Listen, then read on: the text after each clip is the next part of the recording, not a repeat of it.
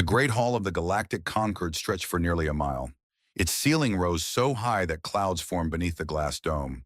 Floating platforms held the representatives of 42 species, each one older and more powerful than humanity. They looked down at the single human woman standing on the floor below.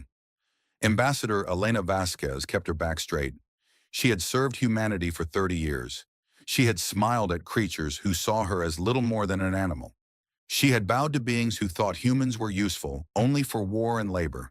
Today, she would not bow. The chief arbiter of the Concord was a Cathari, a tall being with silver skin and 4 arms. His voice echoed through the hall like thunder. The matter before us is simple. Human genetic material has spread beyond acceptable limits. Their adaptive DNA corrupts the pure bloodlines of our member species. This contamination must end. Elena stepped forward. May I speak in defense of my people? The arbiter waved one of his hands. You may speak, but the evidence is clear. Elena looked up at the floating platforms. She saw the Alori, gentle beings with wings of light, who had always treated humans with kindness. She saw the Velthari, massive reptilian creatures who had used human soldiers as cannon fodder in their wars for 200 years. She saw dozens of other species, some friendly, most indifferent, a few openly hostile. 300 years ago, you found us, Elena began. We were just reaching beyond our own solar system. You offered us a place in your Concord. We accepted with joy. We thought we had found a family among the stars. She paused. The hall was silent. For 3 centuries we have served. We have fought your wars. We have built your stations. We have entertained you and cleaned your ships and died in your mines. We asked only to be treated as equals. You refused. And now you call us contamination. The Velthari representative laughed. It was an ugly sound. The human speaks of equality, but look at them. They breed with anything. They change and adapt like viruses. They are not pure. They never will be. Elena turned to face the Velthari. We adapt because that is how we survive. We form bonds with other species because we believe in connection, not isolation. If our children carry traces of human genetics, it is because love does not recognize the borders you draw. The arbiter raised his hand for silence. The Concord has voted. The evidence has been reviewed. Human genetic influence poses a threat to the stability of our member species. The verdict is exile. The word fell like a hammer. Elena had expected it, but hearing it still hurt. Humanity has 90 standard days to leave all conquered space, the arbiter continued. You will surrender all technology that was given or traded to you by conquered species. You may keep only what you developed independently. Any humans remaining after the deadline will be considered invaders and dealt with accordingly. Elena's hands trembled, but her voice remained steady. You are making a terrible mistake. One day, you will need us, and you will remember what you did here. The Velthari representative stood. We will never need humans. You are nothing. You have always been nothing. The galaxy will be better without your contamination. Elena looked at him for a long moment. Then she looked up at all the floating platforms, at all the species that had voted to cast her people into the void. You call us contamination, she said. You cast us out as vermin. But remember this day. Remember it well, because one day you will understand what you have lost. She turned and walked out of the Great Hall. Behind her, the representatives began talking among themselves. Some laughed. Others looked uncomfortable. A few, like the Aelori, looked down at their hands in shame. In orbit above the capital world, Admiral Marcus Chen watched the verdict on his screen. He was 60 years old and he had spent his entire life serving the Concord. He had led human fleets into battle against their enemies. He had lost friends, brothers, and his own son in wars fought for species that saw him as barely more than a useful animal. Now those species were throwing his people away. He turned to his communications officer. Send the signal. Code Exodus. Tell every human colony to begin preparations. We have 90 days. The officer nodded. Her eyes were wet with tears. Sir, where will we go? There is nowhere outside Concord space that can support us. Marcus looked out the window at the stars. Somewhere out there, beyond the borders of the Concord, lay the Shroud. It was a region of space filled with unstable stars, radiation storms, in the ruins of a dead civilization. The Concorde had surveyed it centuries ago and declared it uninhabitable. "We go to the shroud," Marcus said. "Sir, that is suicide. The surveys say nothing can survive there." Marcus smiled grimly. "The surveys were done by species who have never had to fight for survival, who have never had to adapt. We are human. We will find a way." Over the next 90 days, chaos spread across human space. 18 billion people lived on 47 worlds. All of them had to leave. All of them had to pack what they could carry, board ships, and fly into the unknown. Some Concorde species showed mercy. The Allori secretly gave human refugees extra supplies. A few Cathari captains looked the other way when human ships took longer than allowed to load. But others showed cruelty. Velthari raiders attacked refugee convoys, destroying ships full of families. They claimed the humans were violating the terms of exile. No one stopped them. Elena Vasquez worked without sleep. She coordinated the evacuation from a small ship at the edge of human space. Every hour brought new reports of deaths, of ships lost, of families separated. She kept working. There was nothing else to do. On the 89th day, Admiral Chen led the rear guard of the refugee fleet. His ships protected the slowest transports, the ones carrying the elderly and the sick. A Velthari battle group appeared on their sensors. "Admiral," his tactical officer reported, "they are moving to intercept the transports." Marcus looked at his fleet. 12 old warships against 30 Velthari cruisers. The math was simple. The math was death. "Signal the fleet," he said. "All ships form a defensive line. We hold them here until the transports cross the border. Sir, we cannot win this fight. We do not need to win. We need to buy time." The battle lasted 6 hours. One by one, the human warships fell, but they held the line. Every Velthari cruiser that tried to break through was met with human guns, human missiles, human fury. When the last transport crossed into the shroud, only Admiral Chen's flagship remained. The ship was burning. Most of the crew was dead. Marcus sat in his command chair, blood running down his face from a wound on his forehead. His daughter's voice came through the communication system. Commander Kai Chen was aboard one of the transports. "Father, please, come with us. There is still time." Marcus looked at his sensors. The Velthari were regrouping for a final attack. If he ran, they would follow. They would pursue the transports into the shroud. "I am sorry, little one," he said. "Tell our people to be strong. Tell them to build something beautiful. And tell them to never forget what was done to us today." He cut the communication and turned his burning ship toward the Velthari fleet. The explosion lit up the border like a new star. Every human in the refugee fleet saw it. They knew what it meant. In the silence that followed, someone on one of the transports began to sing. It was an old song from Earth, a song about hope and new beginnings. Another voice joined, then another. The song spread from ship to ship, from transport to transport, until 18 billion voices carried the melody into the darkness of the shroud. They had been cast out, they had been forsaken, but they were still alive, and they would find a way. The shroud was everything the Concorde surveys had promised. It was hell. Radiation storms swept through the fleet without warning. Unstable stars flared and died, sending waves of deadly energy across light years. Gravity wells appeared where none should exist, pulling ships off course and crushing them into nothing. In the first month alone, humanity lost more than 2 billion souls. Commander Kai Chen stood on the bridge of the transport ship Hope's Light. She was 32 years old. Yesterday, she had been a naval officer with a promising career. Today, she was the leader of the largest refugee fleet in galactic history. Her father's last words echoed in her mind every night. Build something beautiful. Never forget. She had not slept in 4 days.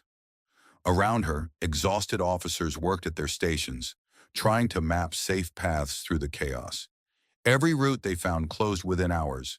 The shroud did not want them here. "Commander," called her science officer, a young woman named Dr. Yuki Tanaka. "I need to show you something." Kai walked to the science station. Dr. Tanaka had been studying Concorde databases they had managed to copy before the exile. The doctor's face was pale with anger. "I found the original survey data from when the Concorde first examined the shroud. Yuki said. They lied to us. They lied to everyone. What do you mean? Yuki pointed to her screen. The shroud is dangerous, yes, but it is not uninhabitable. There are stable zones. There are planets with resources. The Concord knew this. They classified it and told everyone the region was worthless. Kai frowned. Why would they hide that? Because of what is here. Yuki pulled up another file. The architects, an ancient species that disappeared 1 million years ago. They left ruins throughout the shroud. Ruins filled with technology that makes Concord science look like children playing with toys. If the Concord knew about this technology, why did they not claim it? Yuki shook her head. They tried. They sent expeditions. Every single one failed. The shroud killed them. The radiation, the gravity storms, the unstable stars. Concord species could not survive long enough to study anything. Kai was quiet for a moment. Then she understood. But humans might survive. We adapt, Yuki said. It is what we do. The Concord species have lived in comfort for millions of years. They have forgotten how to struggle. We have not. Kai looked out the window at the chaos of the shroud. Ships were scattered across her view, millions of lights carrying billions of desperate people. They were dying, but they were still moving forward. Find me those stable zones, Kai ordered. We have a destination now. The journey took 3 more months. They lost another 500 million people to the shroud's dangers. But Yuki and her team mapped a path through the chaos. They learned to read the radiation patterns, to predict the gravity wells, to navigate the unstable stars. And then they found Erebus. It was not a world anyone would choose to live on. Erebus was a rogue planet, twice the size of Earth, orbiting a neutron star that pulsed with deadly radiation. Its gravity was crushing. Its atmosphere was poison. Its surface was torn by constant earthquakes and volcanic eruptions. But beneath that hostile surface, the sensors showed something incredible. Resources, metals and minerals that the Concorde would kill for. And scattered across the planet, half buried in rock and ash, were the ruins of the architects. Kai ordered the fleet to take position in orbit. She gathered her senior officers and addressed them. I know what you are thinking, she said. This world is trying to kill us. Every part of it is hostile. The Concorde surveys say nothing can survive here. She looked at each of them in turn. But the Concorde is not here. We are, and we are going to make this hell our home. The colonization of Erebus was the hardest thing humanity had ever done. The first landing teams wore heavy suits to survive the gravity and filter the poisonous air. They worked in shifts of 4 hours because longer exposure caused permanent damage. Many died in the first weeks. Cave-ins, equipment failures, toxic gas leaks. Every day brought new funerals, but humans adapted. They always did. Engineers designed new suits that could handle the gravity. Doctors developed treatments for the radiation exposure. Builders dug deep into the planet, creating underground cities where the earthquakes could not reach. Yuki led the first team into an architect ruin. The technology they found inside changed everything. It is a power generator, she reported to Kai, her voice shaking with excitement. It draws energy directly from the neutron star. Commander, this single device produces more power than every human reactor we brought with us combined. Kai stared at the alien machine. It had waited here for 1 million years, silent and patient, until someone came who could use it. Can we make it work? I think so. The architects left instructions. It is almost like they wanted someone to find this. Within a year, the power crisis was solved. Within 2 years, humanity had established 3 underground cities on Erebus. Within 3 years, they were expanding to other worlds in the Shroud's stable zones. Kai implemented what she called the Forge Doctrine. Every human would learn to build. Every human would learn to fight. Every human would learn to survive. They would never again depend on others for their existence. We were soft, she told her people. We accepted scraps from the Concorde's table and called it plenty. We let them use us because we thought we had no choice. Never again. From now on, we forge our own path. The name spread through the refugee fleet. The Forge. It became their identity, their purpose. They were not just survivors. They were being remade in the fires of the Shroud. Yuki continued to study the architect ruins. She found laboratories, libraries, and workshops filled with wonders. The architects had mastered sciences that the conquered had never even imagined, and they had left it all behind, as if waiting for someone worthy to inherit it. Why did they leave? Kai asked one day, standing in an architect library that stretched for miles underground. Yuki shook her head. The records are incomplete, but from what I can understand, they faced something similar to what we faced. They were cast out by a greater power. They fled here, to the Shroud, and built a civilization in hiding. What happened to them? They left. Voluntarily, it seems. They had grown beyond this galaxy. They left these ruins for whoever came after. Yuki touched one of the alien walls. I think they knew someone like us would come. Someone who needed a second chance. 5 years after the exile, a child was born in the first city on Erebus. She was the daughter of Kai Chen and David Vasquez, Elena's son. They named her Hope. Kai held her daughter in the low-light nursery, deep beneath the hostile surface of their new world. Outside, radiation storms raged. Earthquakes shook the ground. The universe itself seemed to want them dead. But here, in this room, there was only warmth and life and possibility. Your grandmother spoke the last words ever heard in the Concord halls, Kai whispered to her daughter. Your grandfather gave his life so we could reach this place. You carry their strength in your blood. The baby opened her eyes and looked up at her mother. One day, Kai said, you will lead our people, and you will show the galaxy what we have become. Not conquerors, not victims, something new, something better. Outside the nursery, the forges burned. Engineers worked on new ships. Scientists unlocked new secrets. Soldiers trained for battles that might never come. The forge grew stronger every day. From the ashes, their new world was rising. 15 years had passed since the exile. The Shroud, once thought to be a death sentence, had become humanity's greatest gift. 200 star systems now flew the banner of the forge. Cities rose on worlds the Concord had declared impossible. Shipyards built vessels that combined human engineering with architect technology. The population had grown to 22 billion, stronger and more determined than ever before. But beyond the borders of the Shroud, the galaxy was dying. Fleet Admiral Kai Chen received the report in her office on Erebus. She was 47 years old now, her black hair streaked with gray. The weight of leadership had aged her, but her eyes remained sharp and fierce. The Cathari plague has reached critical stages, her intelligence officer reported. 3 Concord species are now extinct. The Mulvari, the Thessan, and the Unith. Gone. Forever. Kai closed her eyes. She remembered the Mulvari.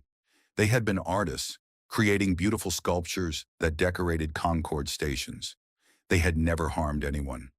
Now they existed only in memory. What about the other affected species? 5 more are in danger. The Cathari themselves are losing millions every day. The Alori have lost 30% of their population. Even the Velthari, with all their strength, cannot stop the spread. Kai thought of the Velthari. They had killed her father. They had laughed as humans died during the exile. Part of her felt a dark satisfaction at their suffering, but only part. And the Concord's response? They have no cure. Their scientists have been working for years, but the plague adapts faster than they can develop treatments. The officer paused. There is something else. Dr. Tanaka believes she knows why. Kai looked up. Bring her in. Yuki Tanaka entered the office. She was 60 now, her hair completely white, but her mind was still the sharpest in human space. She carried a data pad filled with research. The plague is attacking their genetic structure, Yuki explained. It specifically targets species with stable, unchanging DNA. Species that have not evolved significantly in millions of years, which is most of the Concord. Exactly. Their purity is killing them. They bred out variation. They eliminated anything they considered contamination. Yuki smiled grimly, including human genetic traits. Kai understood. The very thing the Concord had feared about humanity was the thing that could save them. Human adaptive DNA, spreading through hybrid offspring, would have given those species resistance to the plague. Instead, the Concord had chosen purity, and now they were dying for it. Can we develop a cure? I already have, Yuki said. It took me 2 years, but I cracked it. The cure uses human genetic sequences as a base. It will need to be modified for each species, but the foundation is solid. Kai was silent for a long moment. Outside her window, she could see the lights of New Dawn, the capital city of the Forge. 22 billion people had followed her into the darkness. They had trusted her to keep them safe. Many of them still carried scars from the exile, still remembered the cruelty of the Concord. If she gave them this cure, she would be saving the people who had cast humanity out, the people who had called them vermin and contamination, the people who had killed her father. There will be resistance, she said finally. Many of our people will not want to help. I know, Yuki replied. The question is what kind of people we want to be. 3 days later, a Concord diplomatic vessel appeared at the edge of the shroud. It was small and unarmed, clearly not a threat. The ship carried a single passenger, Ambassador Thelvex of the Elori. Kai agreed to meet him on a neutral station at the border. She brought a small guard, more for show than protection. The Elori had always been kind to humans. They did not deserve her anger. Thelvex looked tired. His wings of light, once bright and beautiful, had dimmed with age and grief. He bowed deeply when Kai entered the room. Fleet Admiral Chen, thank you for agreeing to see me. Your people showed us kindness during the exile, Kai replied. I have not forgotten. I wish others had shown the same kindness. Thelvex sat heavily in his chair. I will not waste your time with politics, Admiral. The Concord is dying. The plague is beyond our ability to stop. We have come to beg for your help. You know what the Concord did to us. I do. I voted against the exile. I argued for mercy. I was overruled. His voice broke. But the children dying today did not vote. The families being destroyed did not make that choice. Please, Admiral, we will give anything, do anything. Just help us. Kai looked at the old Ilori for a long moment. She thought of her father, dying in fire so that refugee ships could escape. She thought of the 2 billion lost in the Shroud's first deadly months. She thought of every insult, every cruelty, every moment of being treated as less than nothing. Then she thought of hope. Her daughter was 15 now, training to become an officer. What kind of galaxy did Kai want her to inherit? One built on vengeance, or one built on something better? We will help, Kai said. Thelvex stared at her in disbelief. Admiral, we will help, not because the Concord deserves it, not because we have forgotten what was done to us, but because we will not become what you feared. We will not let hate define who we are. Tears fell from the Elori's eyes. I do not know what to say. Say nothing. Just take the cure to your people and tell them that humanity remembers. We remember everything, but we choose mercy anyway. The medical mission launched within a week. Dr. Tanaka led a team of human doctors into conquered space. They were met with suspicion at first, then desperation, then gratitude. Species that had voted for humanity's exile now lined up for treatments developed from human genetics. Not everyone in the Forge agreed with Kai's decision. A group called the Ashen had formed in the years since the exile. They believed humanity should let the Concord die. They saw mercy as weakness, forgiveness as betrayal. Captain Hope Chen, commanding her first ship at just 15, intercepted an Ashen strike force heading toward the medical convoys. The rebels had planned to destroy the cure ships to sabotage humanity's moment of grace. Ashen vessels, this is Captain Chen of the Forge Navy. Stand down immediately. The response came from the lead rebel ship. We know who you are, girl. Your mother has betrayed our people.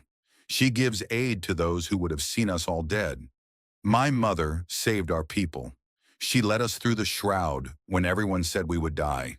She built the Forge from nothing, and now she shows the galaxy that we are better than our worst moments. Pretty words, but the dead cannot hear them. My family died during the Exodus, killed by Velthari raiders while the Concord watched and laughed. I will not save their murderers. Hope understood his pain. She felt it too, but she also felt something stronger.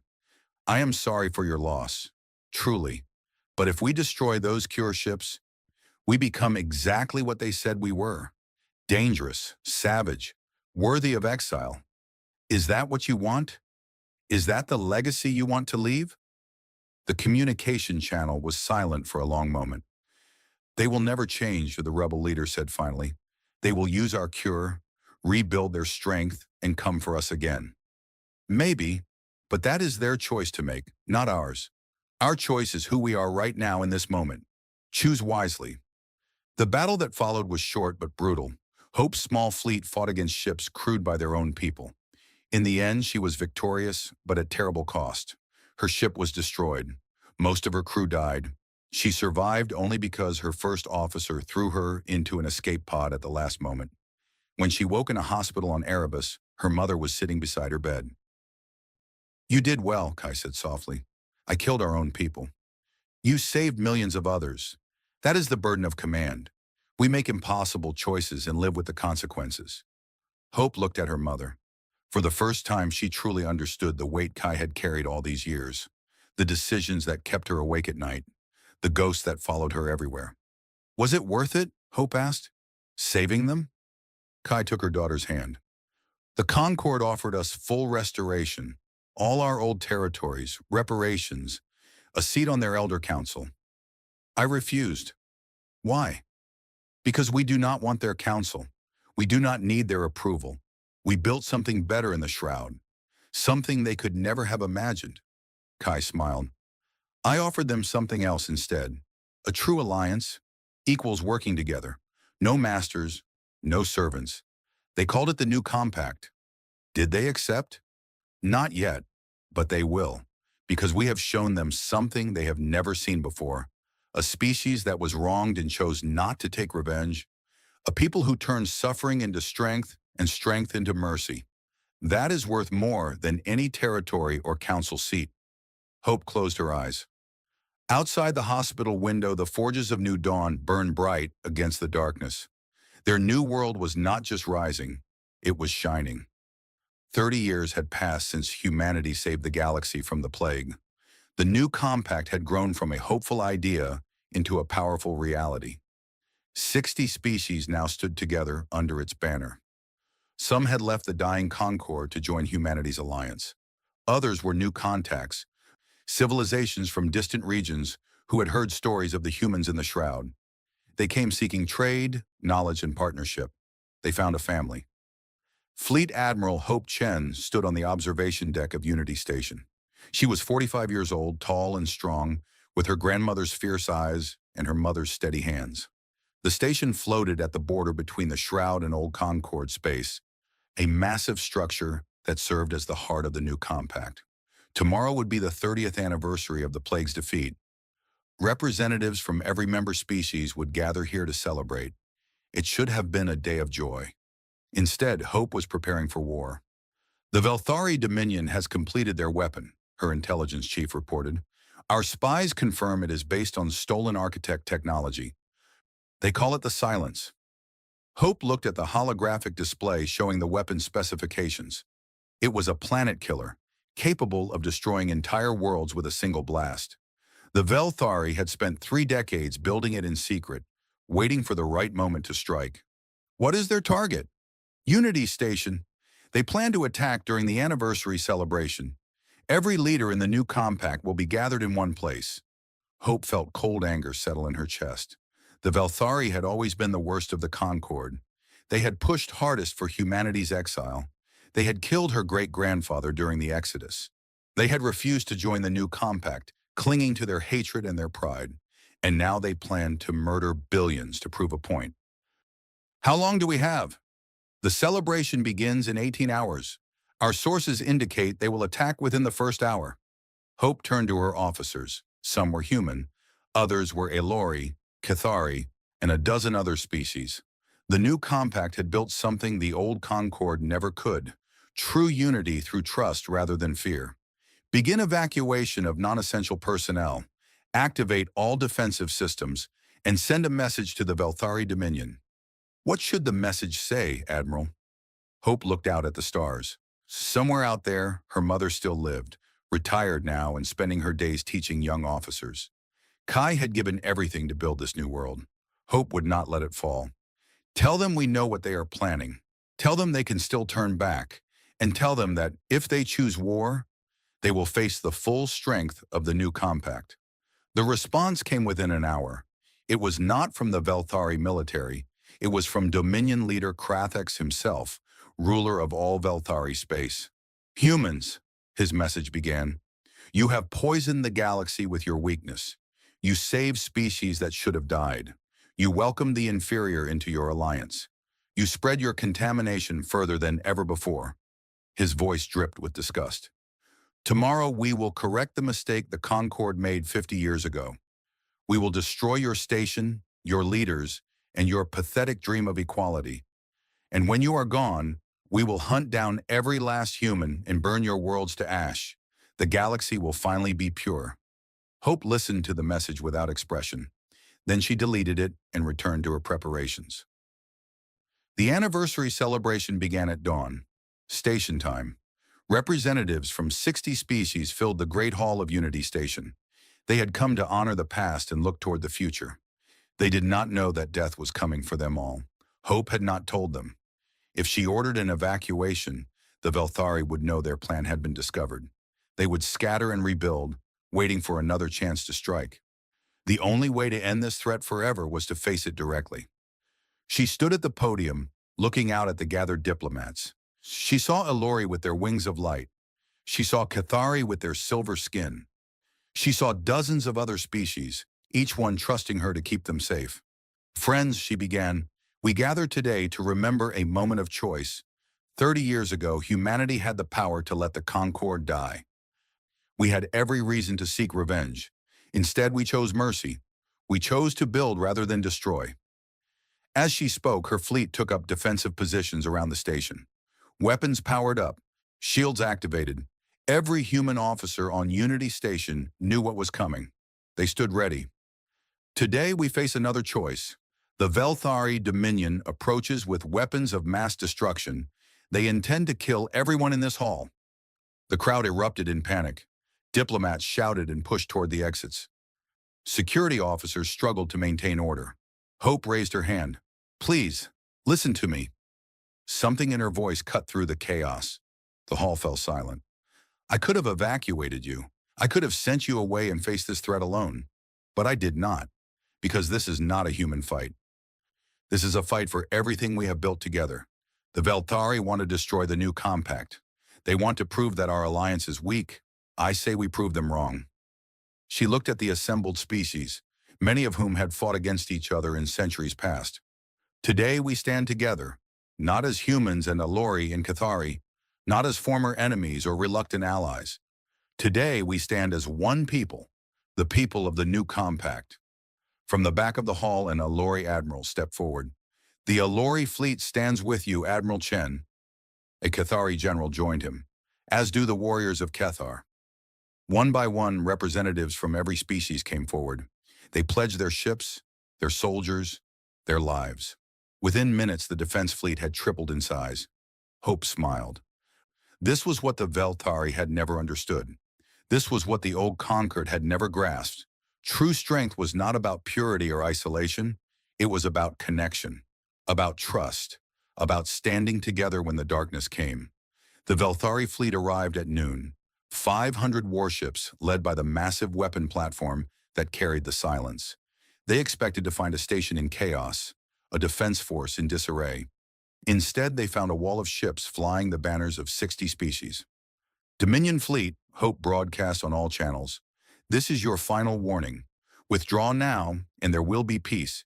Continue your attack, and there will be consequences. Krathax responded personally.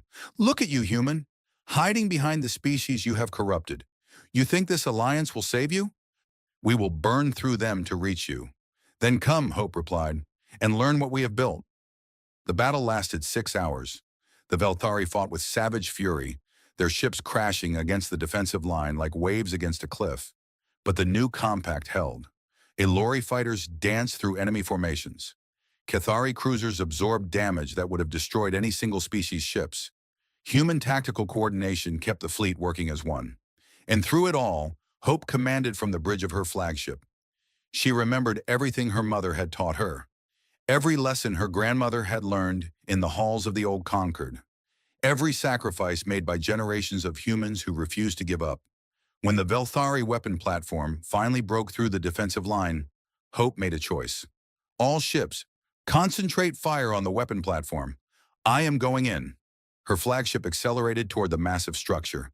Enemy fire tore at her shields, ripping through armor and bulkheads. Crew members died around her, but she did not stop. Admiral, her first officer shouted, the ship cannot take much more of this. We do not need the ship. We need to get aboard that platform. The flagship crashed into the weapon platform's docking bay, tearing through metal and machinery. Hope led a boarding party into the heart of the enemy vessel, fighting through Velthari soldiers with weapons in both hands. They found Krathax in the command center, standing before the controls of the Silence. The weapon was charging. In minutes, it would fire. You cannot stop it, Krathax said. Even if you kill me, the weapon will destroy Unity Station. Everything you have built will die. Hope lowered her weapon. I am not here to kill you. Krathax laughed. Then you are a fool. Maybe, but I am also offering you something no one else will. A choice. She stepped forward, hands open. Your weapon can destroy one station. Then my fleet will destroy your dominion. Your people will be scattered, hunted, destroyed. In 100 years, no one will remember the Velthari existed. She looked into his eyes. Or you can stop this. Now. You can choose to live.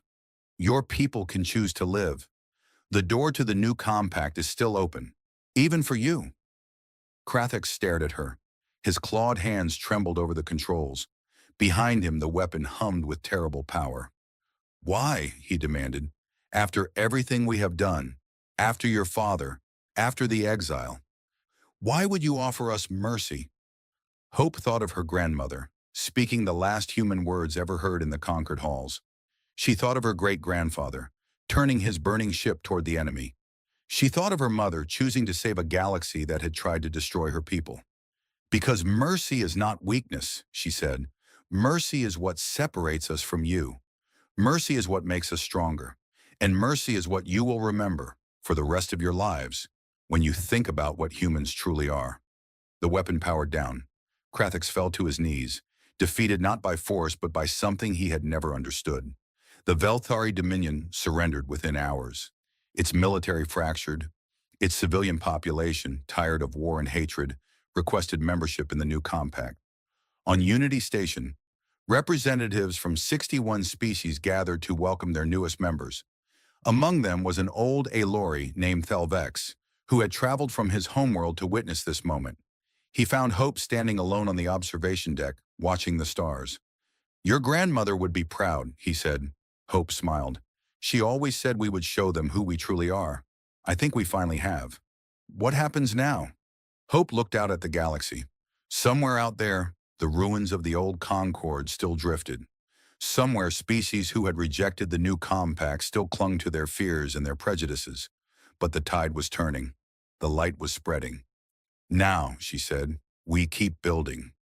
100 years had passed since the day humanity was cast out of the Concord. 100 years since Elena Vasquez stood before the tribunal and spoke words that would echo through history. 100 years since Admiral Marcus Chen turned his burning ship toward the enemy and bought his people's freedom with his life. The galaxy had changed beyond recognition. The new compact now spanned 3,000 star systems. 112 species stood together as equals, sharing knowledge and resources, protecting each other from threats both known and unknown. The old Concord had crumbled into a collection of small, isolated states, remnants of a power that had once ruled the galaxy.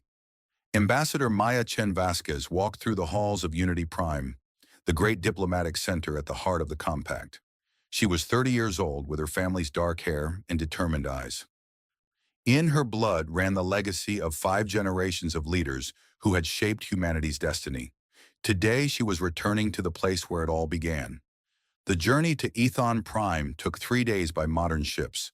The world had once been the capital of the Concord, home to the great tribunal that had condemned humanity. Now it was a minor member of a minor coalition, struggling to maintain relevance in a galaxy that had moved on without it. Maya's shuttle landed at the old spaceport. The structures around her were ancient and crumbling, maintained only enough to remain functional. A small delegation of local officials waited to greet her. Ambassador Chen Vasquez, the lead official said, bowing nervously. He was a Cathari, one of the species that had voted for humanity's exile. Welcome to Ethon Prime. We are honored by your visit. Maya smiled politely. Thank you for receiving me. I have come to see the old tribunal hall. The official's silver skin paled slightly. Of course. We have preserved it as a historical site. This way, please. They traveled through the city in silence. Maya looked out the window at streets that had once bustled with representatives of 42 powerful species. Now they were nearly empty. The buildings were old and tired. The people they passed moved with the slow shuffle of those who had lost hope. The great hall of the tribunal had been converted into a museum. Floating platforms still hung from the ceiling, but they were dark and still. The floor where Elena Vasquez had stood was marked with a simple plaque. Maya walked to the center of the hall and stopped. She closed her eyes and imagined her great-great-grandmother standing here, facing the judgment of the galaxy. She imagined the fear and the anger and the determination that must have filled Elena's heart.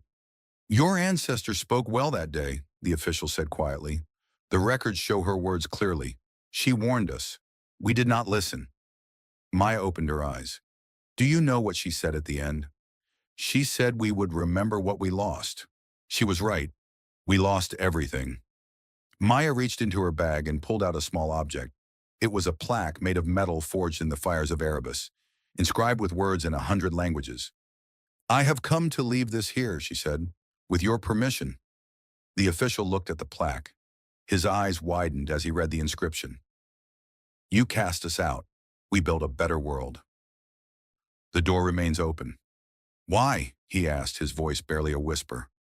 After everything we did, after everything we cost you, why would you offer this? Maya placed the plaque on the floor, next to the marker for Elena Vasquez. Because that is who we are. We were forged in the fires of exile. We were shaped by suffering we did not deserve. But we chose not to let that suffering define us. We chose to become something better. She stood and looked up at the empty platforms where judgment had once been passed. 100 years ago, you looked down at my ancestor and called her people contamination. You said we were vermin. You said the galaxy would be better without us. She turned to face the official.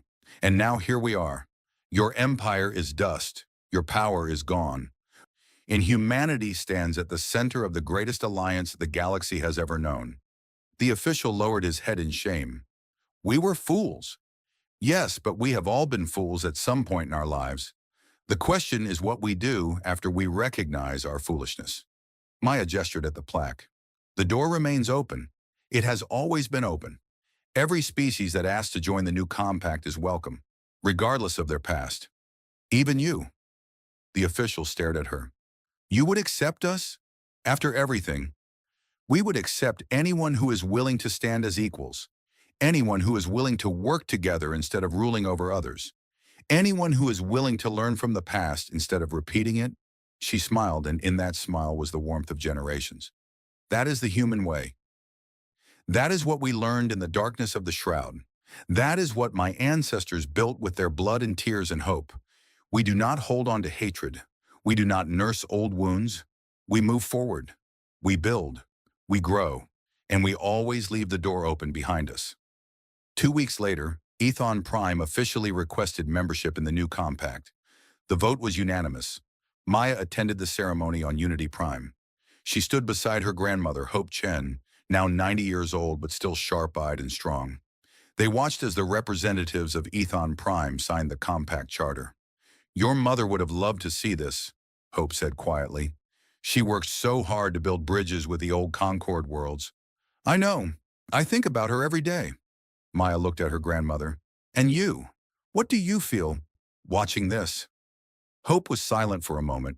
Her mind traveled back through the decades, through battles and negotiations and moments of impossible choice. She thought of her parents, of her grandmother, of the generations who had carried humanity through darkness into light. I feel proud, she said finally. Proud of what we have built. Proud of who we have become. She took Maya's hand. When we were cast out, we had nothing. No home, no hope, no future. Your great-great-grandmother told the Concorde that they would remember what they lost. But I think the truth is even greater than that. What do you mean? Hope smiled. They lost the chance to shape what we became. They could have been partners in our growth. Instead, they were obstacles we had to overcome. The galaxy they ruled was built on fear and dominance. The galaxy we built is founded on trust and cooperation.